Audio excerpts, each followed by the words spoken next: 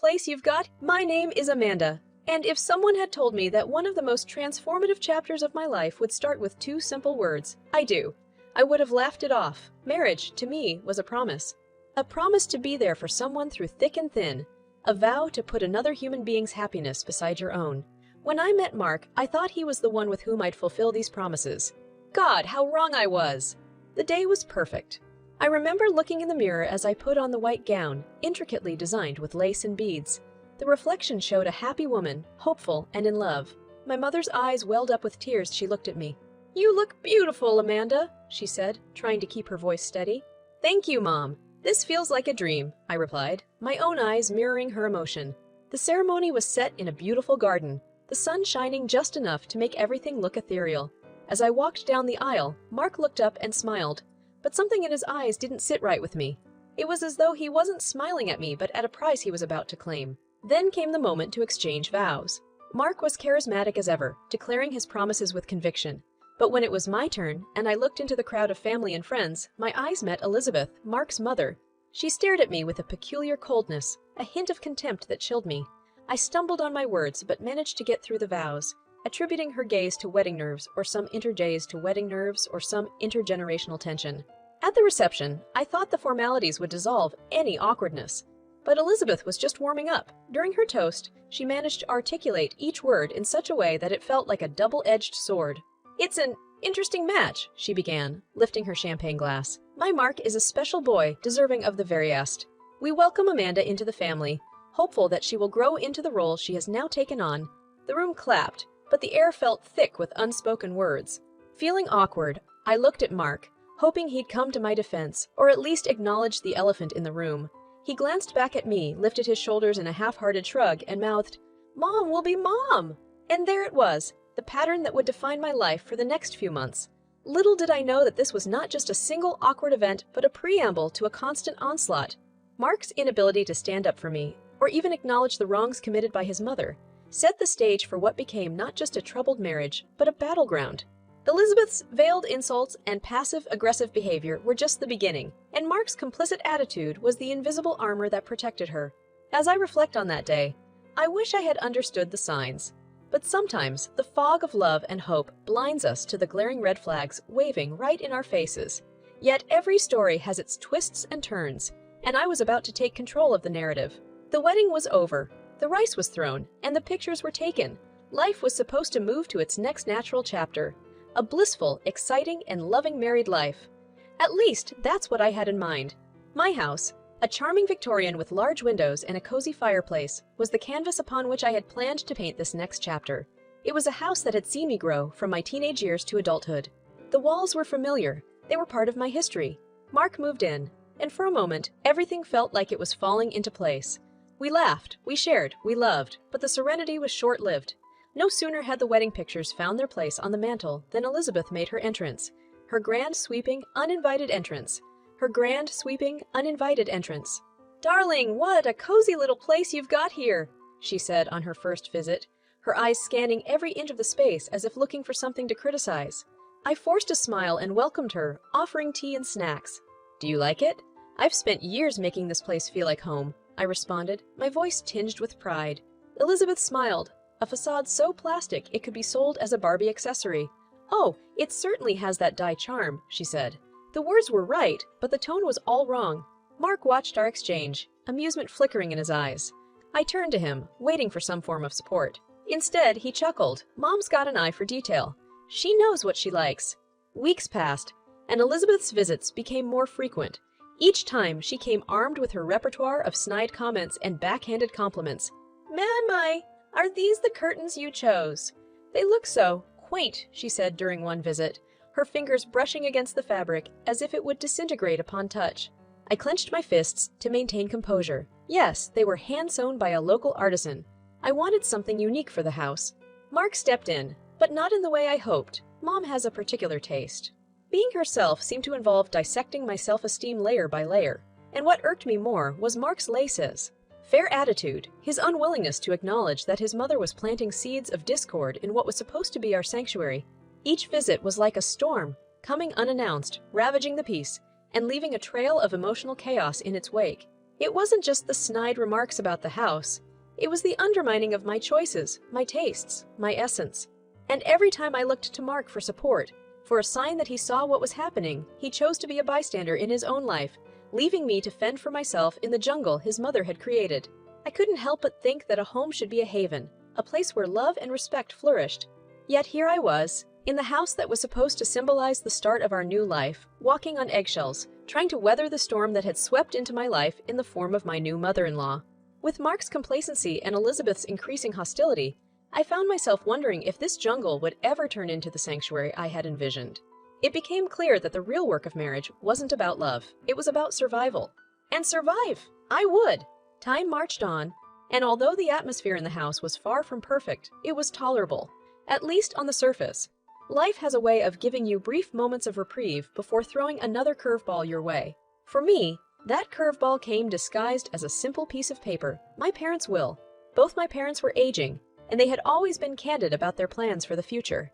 They had worked hard all their lives to secure a comfortable retirement and to leave something behind for their children. The crown jewel was the house, an asset worth $1,200,000, which they had decided to bequeath to me. When I mentioned this casually to Mark one evening over dinner, his interest was piqued in a way I'd never seen before. "Wow, the house is worth that much," he mused, taking another bite of his steak. "When are your parents planning to finalize the will?" "Mark, the point is not the value of the house." I tried to steer the conversation. "It's about the love and effort my parents put into building this life. I find it unsettling that your first question is about when they'll finalize the will." Mark chuckled, an air of dismissal in his voice. "Come on, Amanda. We're adults. It's not wrong to discuss these things. Assets and inheritances are part of life." I couldn't shake the feeling that Mark was missing the point, or rather, willingly ignoring it. What should have been a conversation about legacy and family turned into something transactional, as if my parents were mere stepping stones to financial gain. Days turned into weeks, and the topic of the will started occupying an increasing amount of our conversations. It was no longer a matter of if, but when. As Mark's queries became more pointed, his interest more transparent. "So, did your parents consult a lawyer? How does it work?" he would ask, his eyes not meeting mine, but rather focused on some distant point, as if he was calculating something only he could see. "Yes, they've got a lawyer," I replied cautiously. "But Mark, I can't shake off the feeling that you're more interested in the house than in my parents' well-being. Shouldn't we be more concerned about their health?" He sighed, feigning a look of understanding that didn't quite reach his eyes. "Of course, babe. I'm just trying to be practical. Secure our future, you know." But I didn't know. His words said one thing, but his actions, or rather the urgency and tone of his questions, painted a different picture. It felt like the house had become an entity, a third party in our marriage, fueling power dynamics that I'd never signed up for. This wasn't just about a will or a house. This was about values, about what mattered when all was said and done. And the gaps between what mattered to Mark and what mattered to me seemed to widen with each passing day. My parents' will, intended to secure my future, had started revealing cracks in my present. It became a symbol of power, of control, and of the conflicting values that were now impossible to ignore. The man I had married, the life we had envisioned, and the reality we lived in were diverging, and I was caught in the whirlpool, struggling to find my footing. As the weight of these realizations settled in, I couldn't help but feel that another storm was brewing, one that would either break me or be the making of me. And the worst part, I wasn't sure which outcome to wish for. They say you never really know someone until you live with them.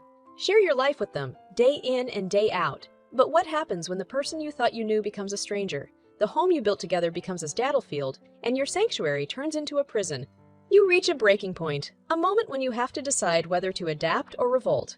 For me, that moment came on a regular weekday evening, one indistinguishable from the others except for the seismic shift it would cause in my life. It was another family dinner, one of those tense affairs where you can feel the weight of every unspoken grievance hanging in the air like fog. Elizabeth was visiting again. She had her usual arsenal of passive-aggressive comments at the ready. This evening, however, the conversation took a turn for the worse. We were discussing the new renovations my parents were planning for the house. I was excited.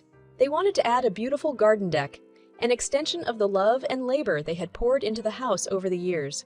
Elizabeth cut into the conversation with surgical precision. "Well, I do hope they have the sense to consult their future heir before making any drastic changes. Right, Mark?" Mark nodded, his face devoid of emotion. "Well, it is an asset that will eventually come to us. Might as well have a say in it." I felt my stomach turn. Are you seriously discussing my parents' house as though it's already yours? As if they don't have the right to do with it as they please? Mark's eyes flashed, a warning sign I had learned to recognize but never quite knew how to defuse. Amanda, it's not about taking away their rights. It's about making smart decisions. It sounds more like entitlement than smart decision-making to me, I shot back, my voice rising despite my efforts to control it. That's when it happened. Mark slammed his hand on the table, his face red with a rage I had never seen before, and spat out, "You have no idea what you're talking about. You'd no idea what you're talking about. You don't deserve that house. My mom is right. It should go to someone who knows its worth." I was stunned into silence. The air thickened with tension, heavy and stifling. Elizabeth sat there, a satisfied smirk decorating her face as if she had been waiting for this very moment. Finally finding my voice, I uttered the words that had been simmering inside me, unspoken but ever present. If you ever think that I don't deserve my family's legacy, then let me tell you this. You don't deserve to be a part of it, or a part of my life. There was a deadly silence, broken only by the clinking of Elizabeth's fork against her plate. She had won, or so she thought.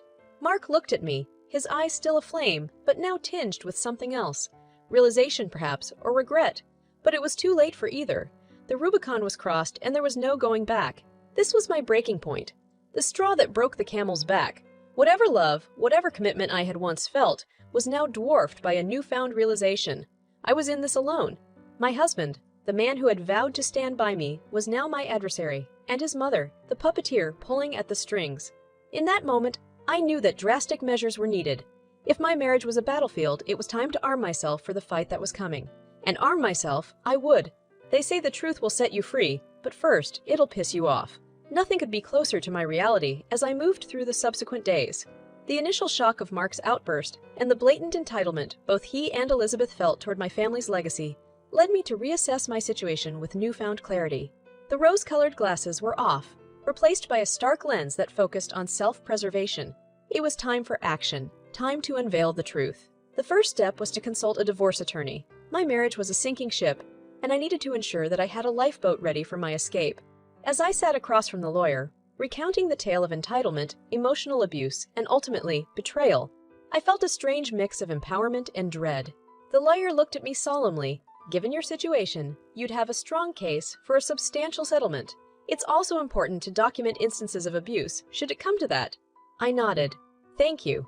It's unfortunate it has come to this, but I need to protect myself and my family's legacy. The next piece of the puzzle was confronting Mark, not with emotions, but with irrefutable facts. I waited for an opportune moment, one where we were both in the confines of what used to be our home. He sat on the couch, engrossed in some TV show, seemingly oblivious to the storm that was brewing. Turning off the TV, I looked him square in the eyes. "Mark, we need to talk. This can't go on any longer." He frowned. "What now? More complaints about how I don't understand you?" Actually, I paused, gathering the courage for the confrontation. This is about how you don't understand the gravity of your actions. I consulted a divorce attorney. I'm prepared to end this if things don't change drastically. For a moment, Mark looked like he'd been slapped. "This is the invoice for the consultation. Still think I'm bluffing?" I placed the paper on the coffee table between us. His eyes scanned the document, and I could see the gears turning in his head. "So that's it, huh? You're willing to throw everything away?" I sighed. "No, Mark. You threw it away when you decided that my family's legacy was more important than our marriage. I'm just picking up the pieces."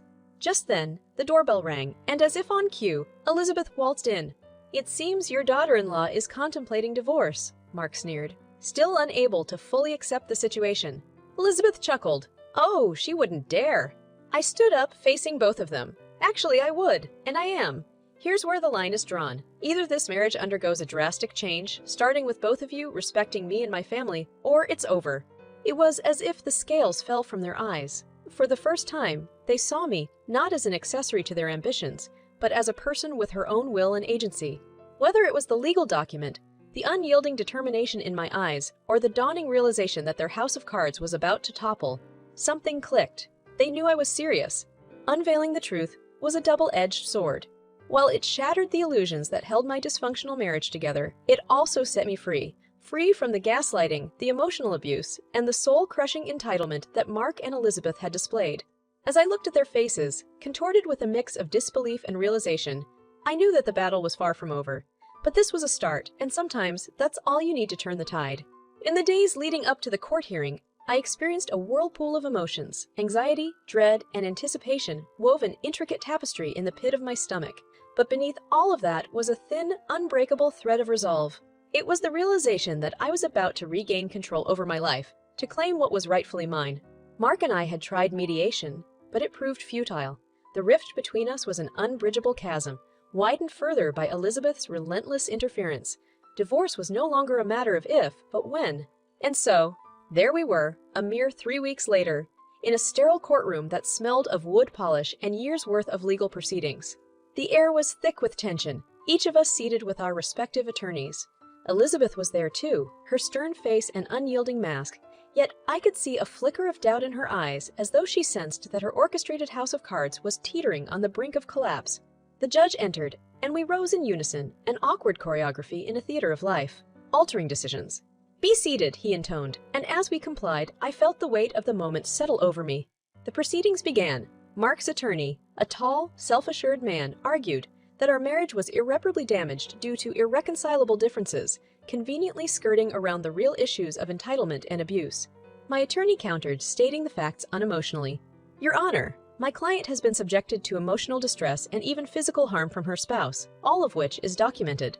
We argue that this entitles her to a substantial settlement including alimony, and more urgently, an immediate domestic violence injunction." Mark's eyes met mine briefly, a complex mixture of regret and bitterness. Yet I refused to be swayed. This was justice, not vengeance. Finally, the judge spoke. "Given the evidence presented, including documented instances of abuse, I am inclined to award Mrs. Amanda a domestic violence settlement amounting to $50,000. Additionally, the court mandates alimony payments as per the state guidelines." "But, Your Honor," Mark's attorney began, only to be silenced by the judge's raised hand. "The decision is final," he said, closing case file as if sealing our fates. As we exited the courtroom, Mark walked up to me, his face ashen. "Was it worth it, Amanda? Destroying everything we had?" Looking him in the eyes, I replied, "What we had was built on falsehoods and entitlement. If standing up for myself means destroying that, then yes, it's worth it." Elizabeth glared at me, her eyes narrow slits. "You think you've won, but life has a way of coming full circle." Smiling, I turned to her. "Then let's hope, for your sake, that it's a circle of respect and decency next time. Goodbye, Elizabeth." As I walked away, my heels clicking against the linoleum floor, a sense of surreal calm washed over me.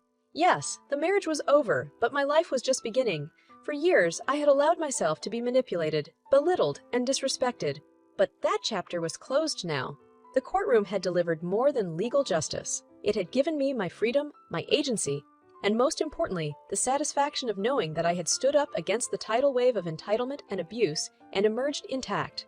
It wasn't a storybook ending, but then, life rarely is. It was messy, complicated, and fraught with struggle. But it was also liberating. And sometimes, that's the most we can ask for. Sometimes, revenge isn't about getting even. It's about setting things right. As I walked out of that courthouse, documents in hand, I felt lighter than I had in years. Not because I'd won, but because I'd won, but because I'd won, but because justice had been served and my life was now entirely mine to steer. The domestic violence settlement and the alimony were just financial aspects of a much larger victory, the restoration of my self-worth. Of course, there was a smug satisfaction in knowing that Mark and Elizabeth were paying the price for their abhorrent behavior, but the true prize was my newfound freedom. Soon after the divorce, I focused on rebuilding my life. My job, which had taken a back seat during the emotional turbulence, was now a source of fulfillment.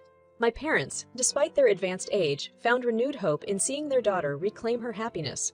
It was as if my liberation had a domino effect, knocking away the constraints that held us all back. One day, as I was savoring a cup of coffee in my sunlit kitchen, the doorbell rang. It was a courier delivering a legal document. The will. My parents had made it official, leaving the $1,200,000 home to me, free and clear of any influence from Mark or his viper of a mother. But the sweetest part of it all, Mark and Elizabeth found out about the will through mutual friends. They had the gall to show up at my doorstep, a united front of fox civility and poorly disguised greed. "May we come in?" Mark asked, his voice as slippery as ever. "Not on your life," I responded, savoring the incredulity that spread across their faces. "What do you want?" Mark cleared his throat. "We heard about the will." "Look, Amanda, let's be rational adults about this. Don't you think I deserve a portion, given our history?" Elizabeth chimed in. "She can't possibly need all that space and money. You should do the right thing." I couldn't help but laugh. The right thing. Let me clarify something for you both. The right thing is to honor my parents' wishes, which are that their hard-earned legacy stays within the family. You two have no part in that. Mark sneered, "You'll regret this." "No, Mark," I said, locking eyes with him. "The only regret I have is not doing this sooner." And with that, I closed the door, both literally and metaphorically, on the chapter of my life that had caused me so much pain. I won't say that life became a fairy tale after that. Real life seldom is. But there was a poetic justice in knowing that the very thing Mark and Elizabeth had tried to take from me became the instrument of their undoing. They say living well is the best revenge, and as I stood in the home that was rightfully mine, surrounded by love and freed from the shackles of a toxic relationship, I knew I had achieved just that. In the end, revenge wasn't about lowering myself to their level. It was about rising above, taking back my power, and refusing to be a pawn in someone else's twisted game. The house, the settlement, the alimony. Those were just material gains in a much larger emotional victory. As I looked out of my window, the sunlight streaming through the glass, I felt grateful for the hard lessons, the brutal wake-up calls, and even for the pain, because they led me to where I am today, a place of empowerment and self-love. So yes, in a way, this is a revenge story, but not in the way you might think. It's a story of reclaiming what was lost, of turning the tables, and most importantly, of rediscovering myself. And that, I think, is the sweetest revenge.